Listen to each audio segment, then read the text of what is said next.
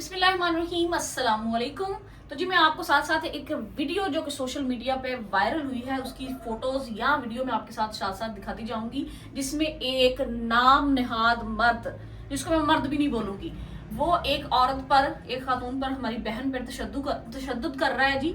बहस तकरार किसी शोबे में भी काम करने वाले कुलीग्स के दरमियान हो जाती है, लेकिन इसका हरगिज ये मतलब नहीं है कि आप अपनी मर्दानगी का सबूत किसी भी औरत पे हाथ उठा के दें, चाहे वो आपके घर में बैठी बहन, बेटी, बीवी है या आपके साथ काम करने वाली आपकी कुलीग है।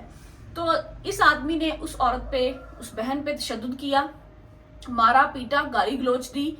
तो बाद में उसने नतीजा भुगता। बाकी जो अवाम पास में खड़े थे, मर्द हजरात खड़े थे, उन्होंने उनको पकड़ के अच्छी खासी उसकी फैंटी लगाई, उसका सॉफ्टवेयर अपडेट किया गया, उस पर केस वगैरह भी ठोकेंगे। लेकिन वकील तो ये किसी एंगल से मुझे नहीं लगा, क्योंकि वकीलों का काम है लोगों को इंसाफ दिलाना। ये कहाँ का इंसाफ है कि आप एक वकील होके और उसके बाद नाम नेहाद मर्द बन रहे हैं और औरत पे हाथ उठा रहे हैं, उसको मार रहे हैं इतने मर्दों के सामने।